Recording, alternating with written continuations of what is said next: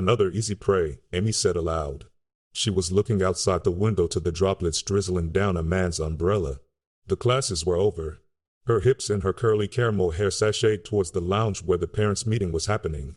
Her sandals clinked across the empty corridors, reverberating against the metallic lockers. Amy's glossy lips formed a smile before she pushed the door open. "Mr. Carter?" she said and extended her hand. "I'm Amy Brooks, Rudy's teacher."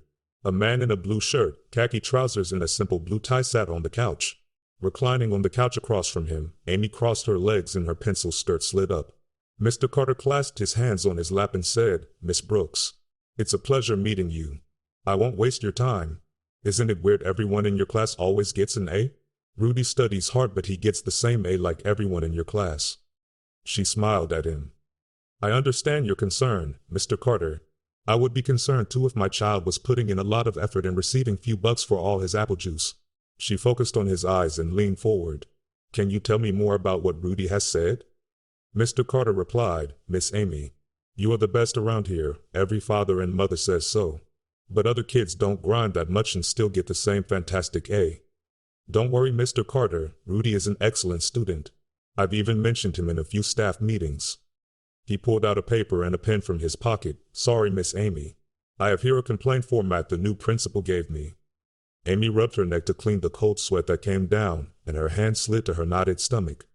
"I understand, and I love teaching to every kid, but," she muttered and her eyes widened, "but the last principal, he did not provide us, the teachers, with more than the same old and basic books."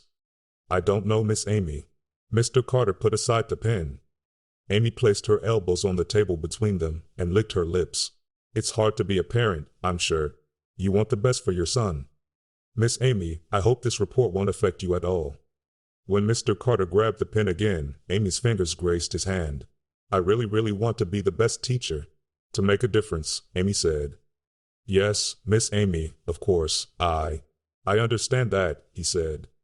"I don't think a report will help us solve anything. But maybe a coffee would. We could talk about Rudy and what's best for him." He crumpled the paper and fidgeted the pen into his pocket. Yes, I guess so." "Then, it's settled." Amy smiled. The next day, it was Thursday in the afternoon. Amy sighed while she was staring at the principal's door.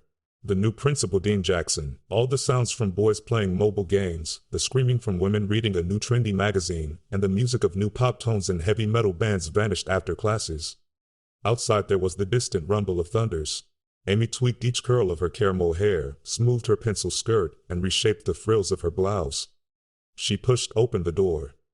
The heels of her sandals slid on the velvet carpet inside. She closed the door behind her without making a sound. The Oval Office was surrounded by shelves filled with black folders, and there it was, the scent of new textbooks and fresh pencil shavings. "Principal Jackson?" she said. He was looking outside the panoramic windows, giving Amy his back. She approached him and noticed his nostrils flaring, his chest thrust out, and the reddening on his flat cheeks. "Sit down, Professor Amy, please. Thanks for coming in short notice. I don't admire your educational methods." Amy narrowed her eyes and clenched the sides of her skirt. "I'm sorry to hear that," she said. The rain pattered against the wide windows, and when she sat on the chair as indicated, a thunder growled enough to make her back quiver. "But the last principal was," she bit her lip, "he was extremely demanding towards my students and I had to protect them." He turned from the window and frowned at Amy.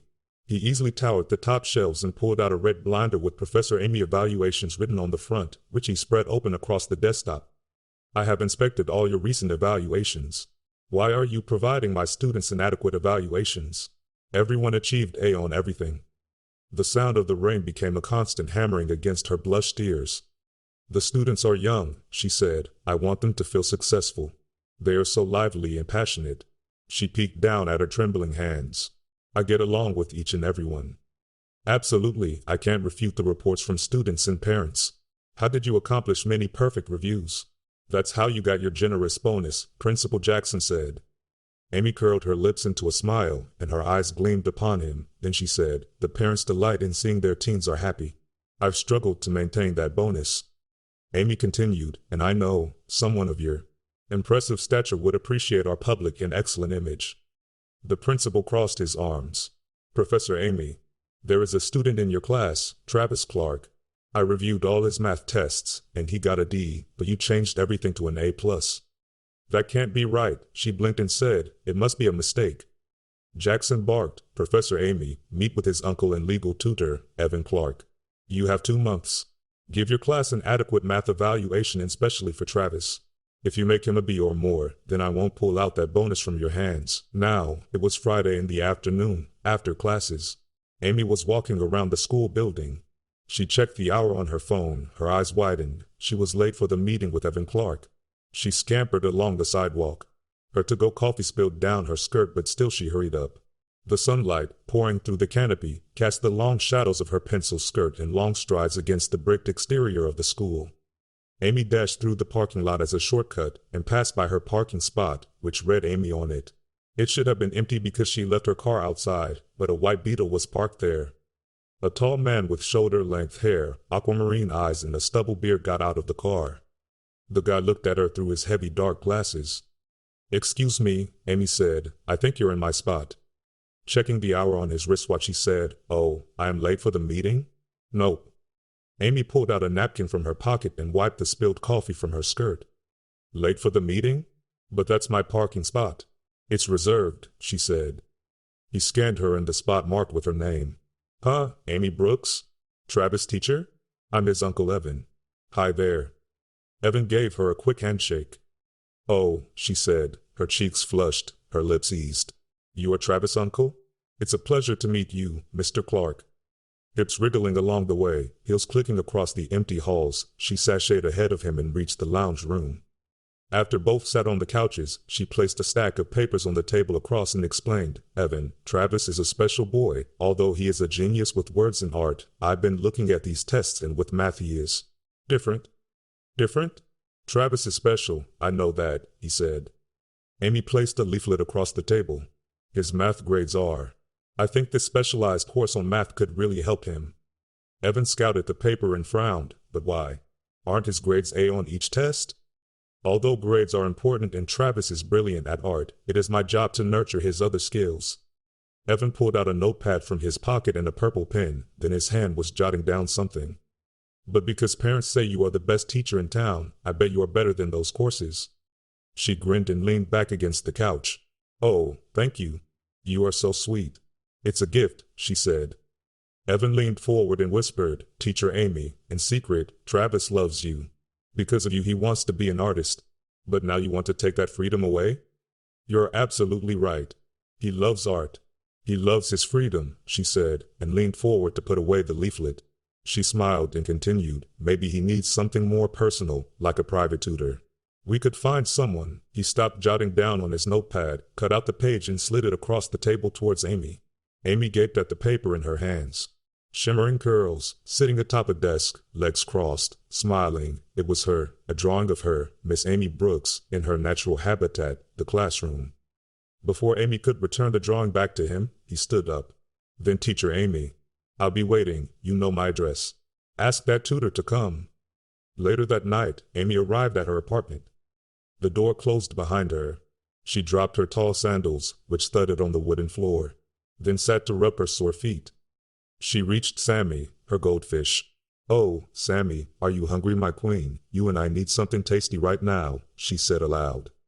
Amy kissed Sammy's aquarium, one of those spheres with a castle illuminated by an ethereal glow from a white lamp.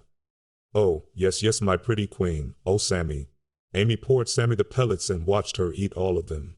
The goldfish stared at Amy with big yearning eyes. "Sammy, let your mama buy more of that golden pellets you love, as soon as I get my next bonus." Amy rubbed her grumbling stomach before reaching the kitchen. She opened her suitcase on the kitchen table, spreading across scribbled pages with numbers and equations from her students. After she tilted the AC dial, the cold breeze soothed the burning sensation of her ears and neck from the warm weather outside. This is..." Her eyes spotted a pearled smile drawn amid the ocean of papers. Not a doodle, but more like a sketch that Evan Clark had left her. She pinned the drawing to the fridge. "Why did Evan draw me?" Amy said aloud. It was her, smiling, but she paused to examine the sly eyes in her hands squeezing a ruler. Was he a professor or an artist? She crossed her arms and her eyebrows furrowed. After putting on her satin pajamas, she boiled water for her instant noodles and sat on the couch in her living room. She pressed the remote when a guy appeared pasting paper clouds with lightnings all over a wide map behind him. His shirt was tied across his chiseled chest and biceps. Hee, my favorite kind of education, Amy said, her lips parted and she leaned forward. But when the news ended soon, she threw back her head onto the couch to stare into the ceiling and yawned. The crickets chirping outside her apartment lulled her. She found herself in her classroom, scrambling around, but no one was there, no books, no rulers, no students. Hey, is anybody here? Amy screamed, but no one answered. She jerked her purse to get her cell phone, but nothing came out. Suddenly, her purse was gushing lipsticks, creams, and makeup powder. Everything covered her body. She tried to crawl out from the pile of makeup, but it was too late. Help me, she screamed. Ouch. Her cell phone buzzed and she fell onto the floor. Amy grabbed her cell phone. Caitlin? Girl, what do you want? It's too late in the night. Her eyes squinted at the bright screen. The message read, tomorrow, 10 p.m. El Perico Mexican Bar. Hot guys in there. Don't be late. Amy put away her phone and licked her lips. Finally, it was Saturday night for Amy. She was at El Perico Bar. Yo te quiero, yo te amo. The guitars, the trumpets, and the sizzling of the maracas with the male singer potent voice were filling the place. Sitting at a wooden stool butting up against the high counter, Amy pulled the belt around her black dress to alleviate the tightness, then checked down to see if her spiked sandals were the correct choice for this place. When Amy raised her hand, a short tan guy zigzagged through the crowd towards her. Hey handsome, give me more of that honey pretty please, she said, and the waiter smiled. He brought her another beer with a parrot on the label, and she poured the light liquid on her mug to sip it. When Amy peeked once again around, a woman with ice blue eyes returned her gaze. The red strobe lights pulsated against her milky skin and loose blonde hair. Sashaying her white skirt, her gladiator golden sandals were clicking on the wooden dance floor. Caitlin's lips curled up before sitting next to Amy. After the waiter brought another beer, Caitlin ogled his muscular back. Yum, this place is nice. Heck, yes. Nicer than drudging through tons of homework from my students, Amy said and guzzled down her beer. Then she slammed down her mug. Dang it. Tonight we grabbed something to eat. Caitlin pointed at two tan guys wriggling hips, clapping hands, stomping their polished shoes on the hard floor. Biting her lip, Amy stared at those guys. The grill is on fire. Caitlin prodded Amy's shoulder and leaned forward. And girl, I must tell you about my new job, private tutoring. The money is there, $200 per hour. Whoa, that's a lot. Amy's hand stopped on the mug. You should teach me how to tutor someone, Amy asked when her eyes widened. Yippee. Amy, you seeing them? Here they come, hee, Caitlin said. Two men paraded their tan muscles, offering their hands to Amy and Caitlin. I am game, Amy said. Both women grinned and clasped their toned hands. Amy danced like a princess, face to face with his partner who rapped and twisted her body. But Caitlin danced like a queen of salsa, slamming her hips side to side and stomping her heels on the floor. Hours went by, and when Amy looked at her cell phone, it was 2 a.m. already. When Caitlin looked around, she smiled at Amy. Tired? But Amy tilted her head. After the music from the bar faded away, both went outside clinging to their companions. One guy rattled his glinting keys and unlocked a black SUV with tinted darkened windows. Both women looked at each other and bit their lips. Amy and Caitlin sat on the back leather seats. Once the doors shut behind them, the SUV darted through the empty streets of the night. On Monday after classes, Amy decided to meet with Evan. The sun was coming down. Amy pulled her car up to a hidden road full of houses with crusty paint peels, colorful graffiti, and broken drywalls. Evan Clark's house was no exception. The paint peeled from the sides and a lawn full of weeds was growing through the cracks of the sidewalk. Yet his spotless Milky Beetle was parked out front. When she got out of her car, the scent of musty earth made her nose itchy. She walked up the grassy path to the door. Knocking the door, the knob tumbled to the floor, and she flinched back. The door opened. Morning, Evan, Amy said. Teacher Amy, how you doing? Evan squinted and removed his thick glasses to wipe them with his sleeve. He scratched his unkempt beard and said, Travis is not here right now. Yup, excellent, thank you. And I came about the tutor. I couldn't find one for Travis. The tutor thing? After talking to him, I don't think he wants one anyway, Evan replied. I absolutely believe he's brilliant, an artist. That's why I considered, why not tutor him myself? I'm not saying no, but Travis has had it hard since his parents abandoned him, and I want him to have more fun in his life, Evan said. Amy covered her mouth and said, "Oh God, no. I am terribly sorry for that. But learning can be fun too, and I want the best for him." "You know what? I'll get you a cup of coffee and we can discuss that," Evan said. He moved away from the door. A thin ray of sunlight from holes in the ceiling shimmered against blank canvases. Greasy brushes and deformed paint tubes sprawled along the hall. Amy's nose itched with the thick scent of oil paint and turpentine, so she covered it and said, "Ah, this place is wild. Very sensual for an artist indeed."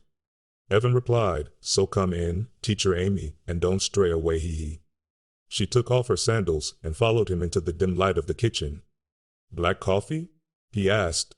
She nodded before sitting on a plastic chair. Evan spilled the blend into the coffee machine, which sizzled and bubbled afterwards. The scent of coffee obliterated the turpentine odor coming from the hall. On the table he placed a steaming mug with a painted pine tree on the side. Amy squinted her eyes and gawked. Under the painted tree she read the scribblings, "Merry Christmas to the best uncle in the world, from Travis. Miss Amy class." Amy put down the coffee to focus on Evan's eyes. "I have an idea. Each day, I'll give him a mock exam, then if he solves it he can go play. That way he's in charge and not me. Teacher Amy, I admire your effort. I'd admit parents are right. You are truly the best teacher in town, but," Evan said. Amy averted his gaze to hide her blushed cheeks, her fingers fidgeting with the mug, and she said, "Hey Evan, about the drawing you left the other day. Why did you draw me?" Evan leaned forward and with glinting eyes he said, "Oh, you want to know? That's because I'm an artist, and I observe things, Amy. You can call it secrets if you want." Evan smirked. "I want to ask, what Amy are you? Only a teacher? Please, which one do you think I am?" She said, looking to the side. "I am a teacher, just that." "Sweet. You can tutor Travis. Plus you let me capture the real Amy Brooks," Evan said and drained his coffee. "Why? Hold up, Evan," Amy said. "I'll be seeing you soon, teacher Amy." "Let's get along then," Evan replied. It was Wednesday, almost night. Jackson called Amy for a special meeting. Cold drops of rain drizzled against Amy's cheeks when she crossed the street under the fading sunlight. She checked the glinting sign of Le Creme Ristorante and if she was on the right place. Black suits and red neckties pushed her to the side on their way out. A man in a red vest inspected Amy's simple skirt and platform sandals, then he raised one eyebrow and said, "Do you have a reservation?" Her ears flushed and she shrank. Amy replied, "Reservation? I'm here to see Dean Jackson." "Ah, Professor Amy, didn't this gentleman provided you a table?" Principal Dean Jackson appeared from behind her. Jackson whispered into the concierge's ear, "Not a chance I'm contributing with any tip if you left this fine lady out in the rain." The concierge gulped down his pride and let them in. The scent of fresh-baked bread and grilled steaks pierced her empty stomach. He secured her arm and led her through the chandelier-lit atrium, past the clamors and ramblings of guys in suits talking about investments and world affairs. Jackson escorted her to a cushioned booth for two in the back corner. She sat down, and the cushion yielded beneath her. Amy shook her head. "Principal Jackson, this place is quite the experience." Jackson grinned and bent backwards. "Professor Amy, I was sure you'd find it the best among the city." The waiter came and went, and two petite espressos sat on the table. Amy poured 3 sugar blocks on hers. Meanwhile, Jackson sipped his with nothing more. He placed down his cup. "Amy, I need Travis Clark to improve his grades." "I think so," she said, "and yes, I told his uncle, Mr. Evan, I would tutor Travis myself. After school." "Naturally, Miss Amy. I trust you." "You trust me?" Amy's eyes widened. Her hand quivered, so she set her cup down. "Why are we meeting here and not at your office?" "May I ask?" Amy said. "Amy, how old are you?" "Don't answer." "Me? I am the tough educator, one who never backs down from his word, just a tired old mule." Jackson took a sip and continued, "But then a woman like a rainbow comes into my office, one loved by not only the students but by the parents too. And how I am supposed to act then?" Amy looked to the side to hide her blushed cheeks. "Like a rainbow? Thank you, Principal Jackson. And I'm sorry to hear you say that, but I think you are a very capable man and not a mule." "Amy, just call me Dean." Jackson leaned forward. "Professor Amy, I want to be kind. We could settle this misunderstanding about your teaching skills. You won't lose your bonus or your career. Jackson looked at her eyes. What do you mean, Dean? Dean sighed. I want some of that colorful woman. Some of that warm feeling. That's all. Amy's hand brushed his big hands. Her eyes were shining at his. She leaned forward and whispered, that sounds wonderful. Maybe we could talk it with a beer. After sipping more and more coffee refills, Dean paid the bill and both walked out. Dean took Amy from the arm, and she leaned to him. He opened the door of his car for her. 2 months passed by and the tutoring was over. It was Friday afternoon. Evan brushed his messy hair back, adjusted the crooked glasses on his nose, and rubbed with his sleeve smudges of paint from his cheek. Someone was knocking at the front of his house, and he opened the door. Amy waved her hand at him. Hey, Amy? Seeing you now is like drinking a nice coffee after a rainy day. I mean, you came by for a tutoring? I am a bit sad, Amy said and pressed her palm into her chest, because after 2 months the tutoring is over and I won't work more with Travis. But happy at the same time, for he passed each mock test. Hooray, that's great news. Taking a step back, Evan pulled open the door. Amy, come inside. I have wine. Amy replied, oh, that's my kind of favorite grape juice. That sounds fantastic. She shuffled across the familiar hall cluttered in canvases and squeezed brushes with the turpentine acrid odor invading her nose. I'll get the wine. Can you wait in the garage? I have something for your eyes. Evan led her to the garage and left for the wine. When Amy was tapping her foot in the concrete, pursing her lips, her eyes widened and she stepped forward at something. There was a shape covered in a blue plastic wrapper, something tall and wide. Amy leaned to peek underneath the wrapper, but Evan returned. He had a bottle of wine and 2 cups on his hands. Evan served and handed 1 cup to Amy. Why are you here, Amy? Or who are you today? Today, when I picked Travis from school, there was the principal, outside, giving you a big blushed smile. With a sip of the wine, Amy choked and coughed. Oh, he's just friendly, that's all, yes. Evan put down his wine cup. Amy, take a look. He peeled off the blue plastic from the rising shape in the garage. Amy gawked and covered her mouth. It was a woman who carried a golden harp, whose scaled tail contorted around the cylindrical base, whose green curls dropped in waves to the floor. He crossed his arms and puffed his chest out. What do you think? Is it great or what? Come on, tell me. Holy Mother of... It's beautiful. But who is she? Do I know her? Amy furrowed her eyebrows and she paused to inspect around. The face, she said. The face looks rather familiar. Yep. It's her, Amy the mermaid. You see me as this? Am I a mermaid? She covered with her hands her blushed face and muttered, it's nice of you. You are that woman in the ocean, the one who sings for sailors, the one who loves and controls all the gazes, but the one who hates rules, Evan said. I don't want to be seen as that, but you seem to know me more than I do, she said. Miss Amy, do you want him, the principal, to know the real you? The mermaid inside you? Evan pressed his hands onto her shoulders and said, because I do not. Evan, what are you doing? I can never know who I am, Amy said. Her cheeks flushed. Evan let her go and said, let me show you something nice. Evan, we shouldn't let this to keep going. But I want to understand, what do you want from me? As you wish, Teacher Amy. Close your eyes for me, Evan said. Amy leaned forward on her tiptoes with her heart pounding fast and her hands wrapped around his back. She closed her eyes and her lips parted for him. His warm breath poured over her flushed cheeks. His mouth captured her lips into a prolonged kiss. A kiss with taste of grapes and alcohol. Amy, Amy, the sweet mermaid of my dreams, Evan said. Both, Evan and Amy, kept chatting and discussing what would be the future from now on.